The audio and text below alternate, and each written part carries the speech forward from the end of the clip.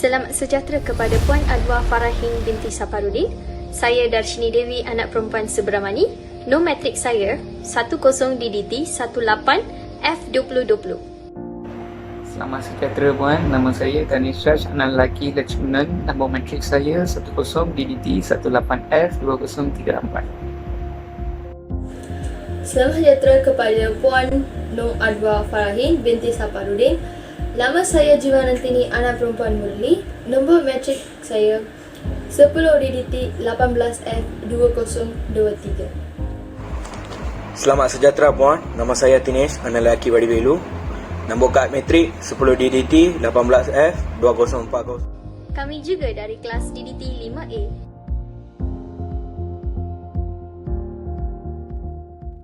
Tajuk video dokumentari kami, masalah buli yang semakin serius. Apakah itu buli dan adakah ianya serius? Buli merupakan isu yang tidak asing lagi dalam kalangan rakyat Malaysia. Berikutan, beberapa kes juga pernah mendapat perhatian di media sebelum ini. Buli didefinisikan sebagai mempermain-main seorang dengan tujuan mengertak atau menakutkan mangsa buli. Gejala ini boleh terjadi dalam dua bentuk, iaitu secara emosi dan juga secara fizikal. Biasanya melibatkan dua pihak, iaitu pihak yang membuli serta pihak yang dibuli. Terdapat beberapa kes buli yang mengakibatkan mangsa mengalami gangguan emosi yang teruk. Malah terdapat kes yang melibatkan kematian. Ini telah membuatkan kebimbangan dalam hati ibu bapa, pihak sekolah serta masyarakat sendiri. Justru, gejala ini tidak boleh dipandang rendah dan memerlukan solusi tertentu bagi mencegah kes ini daripada berulang. Sebelum mencari penyelesaian kepada masalah ini, kita perlu terlebih dahulu mengkaji dan memahami punca mengapa berlakunya gejala tersebut agar solusi terbaik dapat diperoleh daripada masalah buli menjadi semakin serius. Secara ringkas, isi-isi video dokumentari kami adalah termasuk pengenalan kepada kes buli. Selain itu, isu-isu yang berkaitan dengan kes buli berlaku di negara kita. Cara menangani dan mengatasi, selain itu punca gejala seperti ibu bapa, pihak sekolah dan juga diri sendiri seperti perasaan iri hati atau cemburu, perasaan geram dan sebagainya. Objektif kami adalah untuk menekankan betapa bahayanya jenayah buli dan kami juga ingin memberikan kesedaran kepada orang awam dan juga setiap individu apakah kesan jika terjebak dengan kes buli di masa hadapan mereka. Akta-akta yang telah diperuntukkan dan juga akan dikenakan sewaktu perbicaraan di mahkamah. Selain itu, kami sebagai rakyat Malaysia ingin hidup dalam suasana yang penuh dengan keharmonian dan mengeratkan hubungan silaturahim dan perpaduan kaum. Terdapat banyak akta dan juga undang-undang yang telah digubal untuk kes buli. Antaranya adalah Akta dan Peraturan-Peraturan Keselamatan dan Kesihatan, Kanun Keseksaan, Akta 547 dipindah khususnya bagi menangani kes buli cyber. Sebagai satu maklumat, kadar jenayah buli termasuk 14 negeri dalam negara kita dari tahun 2000 hingga 2007 sebanyak 13,134 kes yang telah dilapor oleh rakyat kepada pihak polis. Ini adalah dari sumber Polis Diraja Malaysia.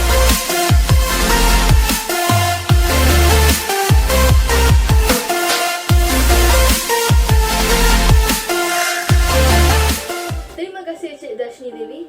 Masalah buli fizikal ini selalunya hanya dianggap sebagai buli kerana pelakon ini menyebabkan kecederaan nyata dan boleh dilihat. Walaupun buli fizikal sering berlaku di sekolah, perbuatan ini juga boleh berlaku kepada sesiapa sahaja tanpa mengira.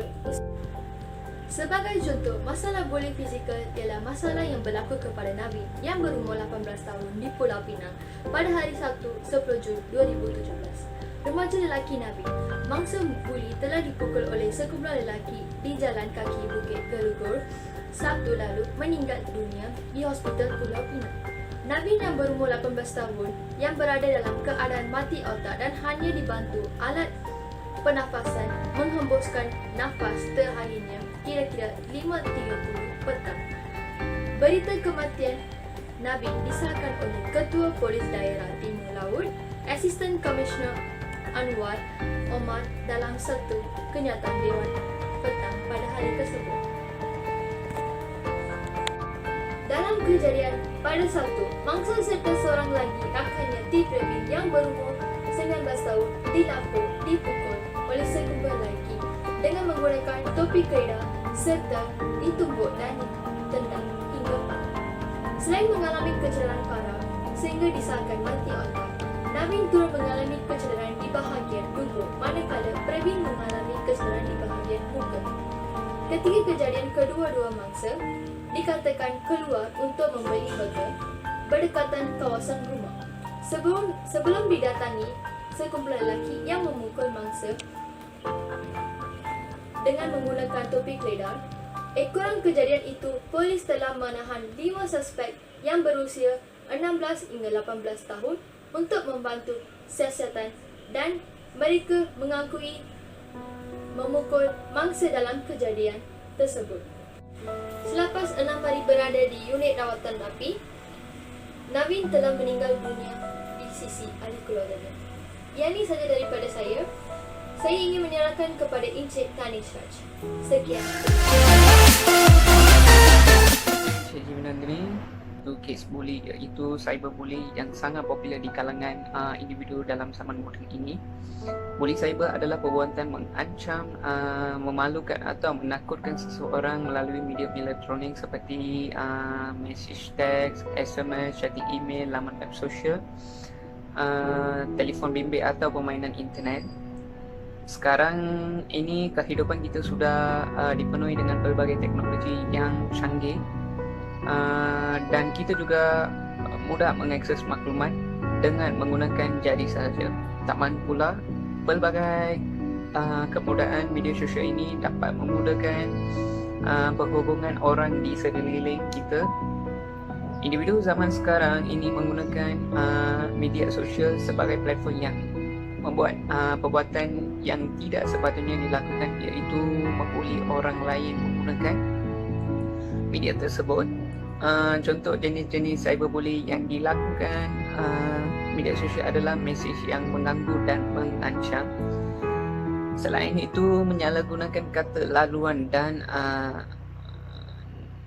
nama skrin orang lain atau menyamar sebagai orang lain.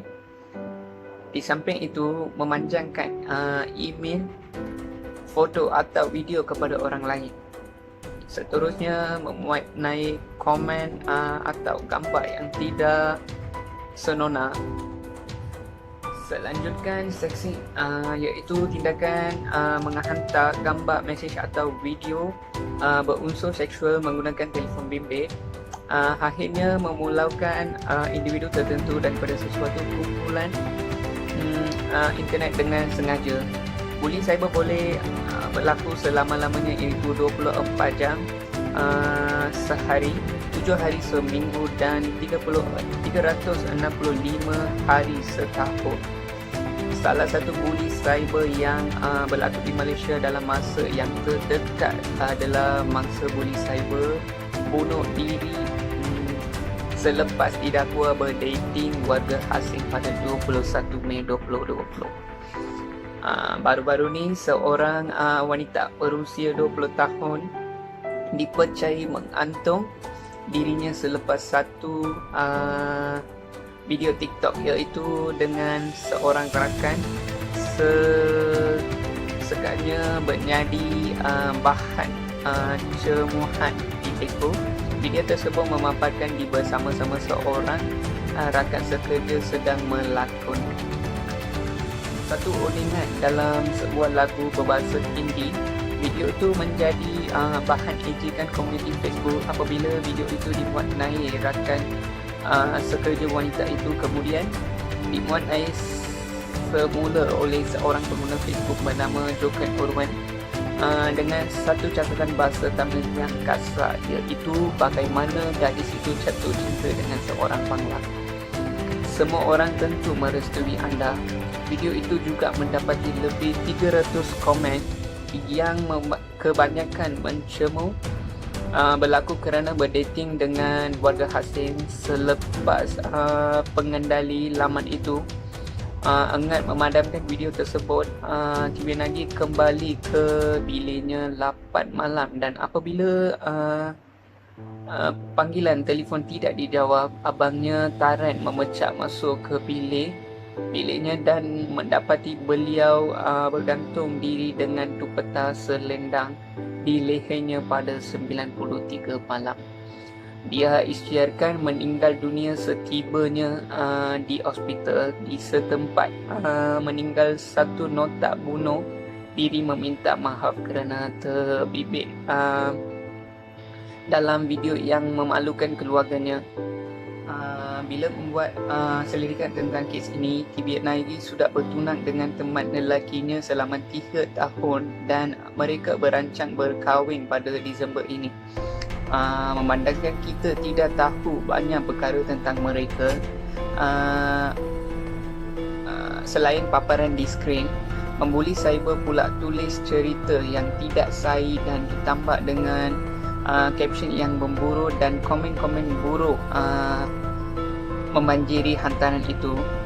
Ini adalah lampiran-lampiran yang saya terkumpul daripada kes mangsa buli tersebut. Buli cyber ini menjadi ancaman yang nyata dan meluas terhadap kesihatan dan keselamatan belia di dalam talian pada hari ini.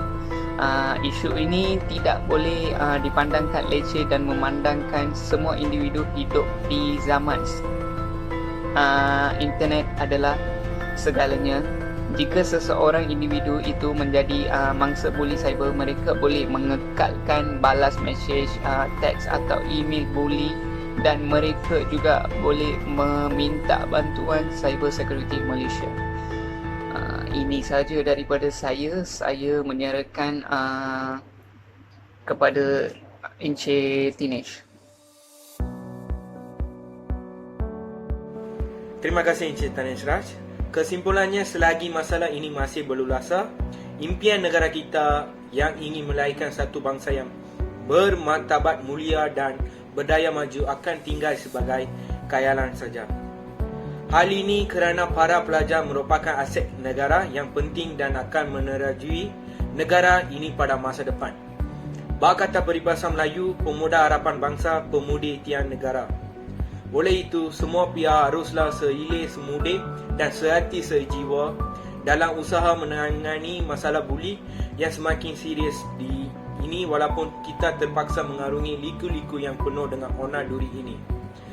Semoga berkat daya usaha yang gigih kita dapat melahirkan generasi muda yang dapat menjulang nama negara dan mengangkat martabat bangsa di pesada dunia. Berdasarkan kajian yang diketuai oleh saya, bahawa pelbagai faktor yang menyebabkan berlakunya masalah buli dalam kalangan masyarakat. Semua pihak harus berganding bahu supaya masalah buli di kalangan masyarakat akan dapat diatasi. Selain itu, saya menitik beratkan ialah tidak seharusnya mengharapkan semua pihak beradu tori saja. Malah semua pihak perlu berganding bahu, ibarat ke bukit sama didaki, ke lurah sama dituruni. Daripada berkat daya usaha yang gigih, kita melahirkan generasi muda yang dapat menjual nama negara, mengangkat martabat bangsa di pesada dunia. Seterusnya, pendapat saya dan cadangan saya terhadap masalah buli. Seterusnya, saya berpendapat bahawa ibu bapa merupakan peranan yang penting untuk mengambil berat tentang meluangkan masa terhadap anak-anak mereka supaya masalah buli seperti ini dapat dielakkan disebabkan mereka mudah dipengaruhi oleh beberapa faktor yang boleh menjejaskan maruah dan masa hadapan mereka.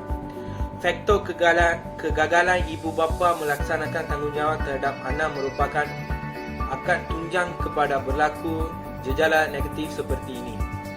Pada masa moden ini, ibu bapa hanya mementingkan bidang profesion dan kerjaya mereka yang bermotifkan hanya untuk mencari pendapatan sehingga mengabaikan tanggungjawab mereka terhadap anak ini. Menyebabkan seseorang anak itu kurang mendapat perhatian dan berlainan kasih sayang daripada ibu bapa mereka. Anak juga tidak mengetahui perkara yang dilakukan oleh mereka adalah betul atau salah baik atau buruk akibat tiada bimbingan ibu bapa sehingga menjejak kaki ke alam jejala sosial seperti jejala membuli. Tambahan pula, belahan kasih sayang yang tidak cukup yang diterima daripada ibu bapa juga melahirkan anak yang bersikap agresif dan tidak berberi kemanusiaan sehingga mereka melakukan perkara yang tidak sepatutnya terhadap orang lain tanpa mempunyai rasa bertimbang rasa dan belas kasihan.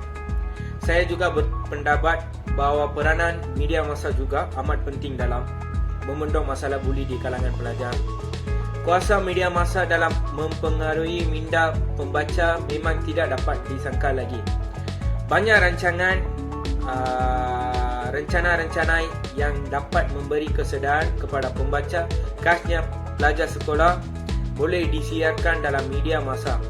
Media elektronik pun boleh menyiarkan berita keburukan buli kepada pelajar dan ibu bapa. Oleh itu, media masa mestilah sedar tanggungjawab sosial mereka untuk menangani masalah buli. Sekian, terima kasih.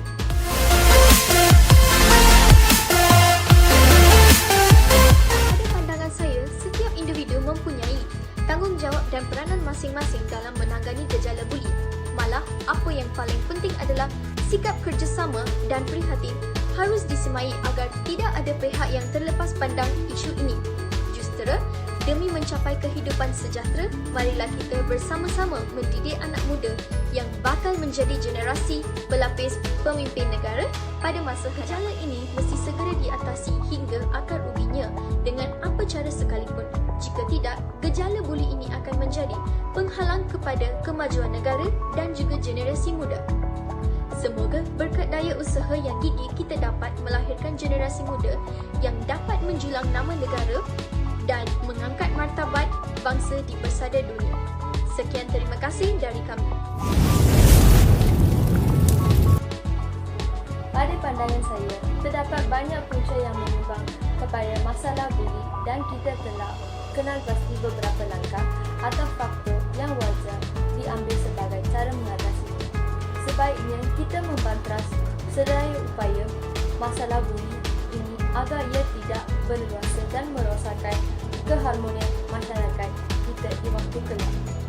Seperti peribahasa Melayu, melentur bulu biarlah dari rembungnya, yang bermaksud kita hendaklah mendidik anak-anak adat dan budaya yang baik dari muda agar tidak menyusahkan pada masa hadapan mereka. Masyarakat yang sejahtera bermula dengan individu yang berakhlak mulia, bahagia serta berketerampilan agar generasi akan datang menjadi generasi yang hidup harmoni di samping memastikan negara terus berdaya saing dan maju di peringkat global. Sekian, terima kasih.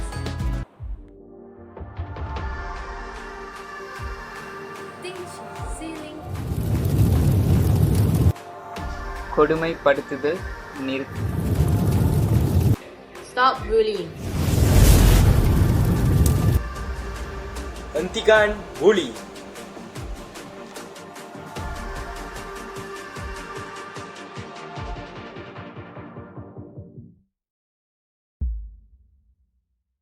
Created using